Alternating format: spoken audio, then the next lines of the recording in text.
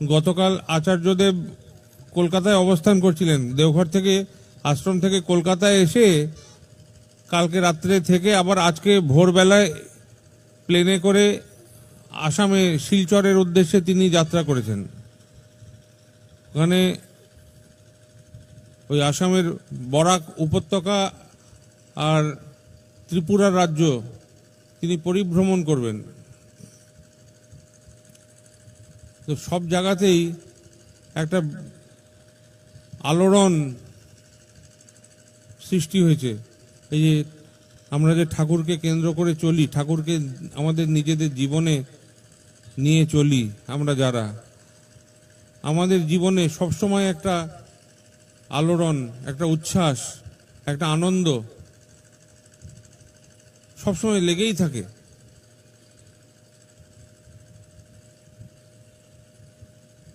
কিছু না কিছু ঘটনা ঘটেই চলেছে। এই যে আমরা ঠাকুরকে নিয়ে আমাদের জীবনে, ঠাকুরকে একদম আষ্টে পৃষ্ঠে জড়িয়ে রেখে জীবনে চলার চেষ্টা করি।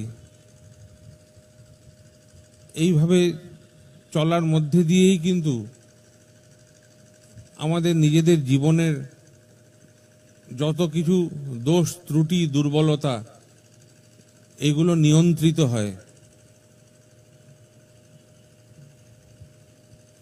ঠাকুরকে নিয়ে চলার মানে হচ্ছে, উদ্দেশ্যই হচ্ছে যে তার মনের মতো হয়ে ওঠার জন্যই তাকে নিয়ে চলি। সেটাই হচ্ছে আমার জীবনের মানদণ্ড।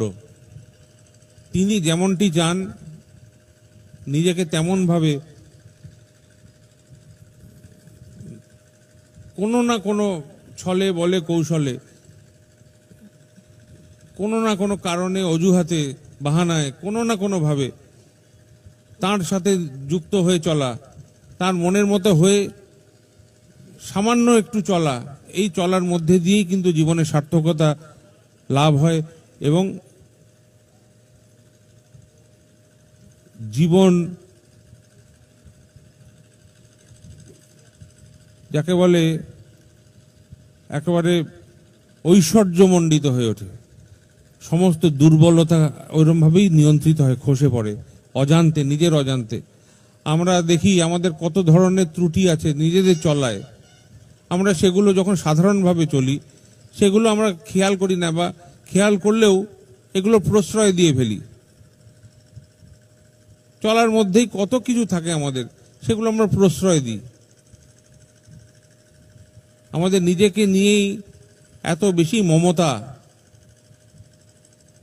এই যে আমাদের যে অভ্যাস, এই অভ্যাসটা আমার জীবনের পক্ষে ভালো না মন্দ এইসবের আমরা পরোয়াও করি না। ওই যেটা অভ্যাস হয়ে গেছে সেই অভ্যাসের বাঁধা গতে চলতে থাকি। তার থেকে অন্যরকম ভাবে চলার কথা ভাবতেই পারি না। হয়তো জানি যে এইভাবে চলাটা কিন্তু আমার ক্ষতির কারণ হতে পারে, কিন্তু তাও এর বাইরে থেকে বেরোতে পারি না।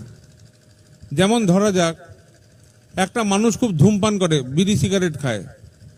সেই অভ্যাস জানে যে বিড়ি সিগারেট খাওয়া খারাপ, কি হতে পারে, কি হয়, তার হাজার হাজার উদাহরণ আছে, চোখের সামনে দৃষ্টান্ত আছে, কিন্তু তাও যে খায় সে ছাড়তে পারে না, সেতে মুক্ত হতে পারে না। এটা হচ্ছে মানুষের প্রকৃতিটাই এরকম, আমাদের প্রকৃতিটাই এরকম। কিন্তু আমরা যারা ঠাকুরকে নিয়ে চলার সংকল্প নিয়েছি, যারা সত্যিকারেরই তার সাথে যুক্ত হয়ে থাকার চেষ্টা করে চলি কোনো না কোনোভাবে, এই চলার মধ্যে দিয়ে কিন্তু এই দুর্বলতাগুলো খসে পড়ে। এরকম এই যে ভালোবাসার টান, এতেই কিন্তু কাজ হয় সহজভাবে। এর পেছনে কোনো কৌশল নেই, কোনো যুক্তি নেই। আমি একটা গল্প বলি। এই যে গত ৩-৪ বছর ধরে দীক্ষাপত্রর কাজ হচ্ছে, ডিপি ওয়ার্ক হচ্ছে সারা দেশে। সব দাদারা, মায়েরা, ছোট ছোট ছেলে মেয়েরা, বাচ্চা কাচ্চারা সবাই তাদের মতো করে আচার্যদেব ইচ্ছা প্রকাশ করেছেন, তিনি প্রেরণা দিচ্ছেন এবং সবাই এই কাজে লেগে পড়েছে। এই কাজে তো একটা দেশ, সারা দেশ জুড়ে একটা সাংঘাতিক, এই সমগ্র সমাজের বুকে একটা আলোড়ন উঠেছে। আর এইভাবে আলোড়ন ওঠার ফলে কি হয়েছে, আচার্যদেবের কাছে পৌঁছানো, আচার্যদেবের কাছে যাওয়া, তাকে দর্শন করা, এর প্রবণতাও সব জায়গার মানুষের বেড়ে গেছে।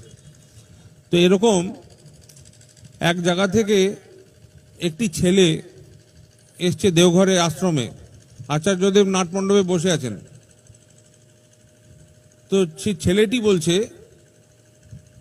যে সাংঘাতিক তার নেশা, মদের নেশা, সে ছাড়তে পারে না। আর এই মদের নেশা এমন মানে মারাত্মক যে তার ভালো চাকরি ছিল, চাকরি থেকে তাকে বরখাস্ত করে দিয়েছে, তার পরিবার পরিজন তাকে পরিত্যাগ করেছে, এমনকি তার স্ত্রী সন্তান তাকে ত্যাগ করে চলে গেছে। সে এখন একেবারে মানে তার কিছু নেই, রিক্ত, কিন্তু তাও সে মদের নেশা ছাড়তে পারে না, এরকম তার অবস্থা। মানে বলছে যে আমি কি করব জানি না, আমি মদ খাওয়ার ফলেই আমার এটা হয়েছে বুঝতে পারি, কিন্তু আমি মদ ছাড়তে পারি না, আমার সংসার, চাকরি বাকরি সব কিছু চলে গেছে, আমার আর জীবনে কোনো কিছু আর অর্থ খুঁজে পাচ্ছি না।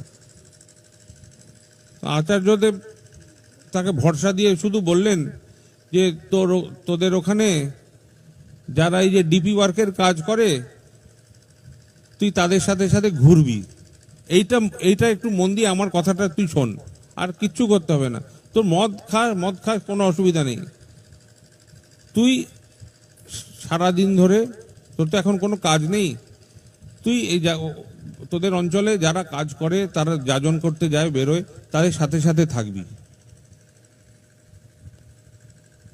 তাদের সাথে সাথে থাকবি, তাদের সহযোগিতা করবি, যদি ইচ্ছে করে মুখ দিয়ে কোনো কথা বেরোয় ঠাকুরের কথা বলবি, নাহলে তাদের সাথে সাথেই ঘুরে বেড়াস। শুধু এইটুকু কথা বলেন, আর কিচ্ছু বলেননি। তবে সে প্রণাম করে চলে গেল। তার 7-8 মাস পরে, আরো কম বেশি হতে পারে, অত আমার খেয়াল নেই, সেই ছেলেটি পাশে একটা বউ, একটা বাচ্চা, সে প্রণাম করে বলছে যে দাদা, এই আপনার আশীর্বাদে আমার পরিবারকে আমি আবার ফিরে পেয়েছি, আমার জীবন পাল্টে গেছে।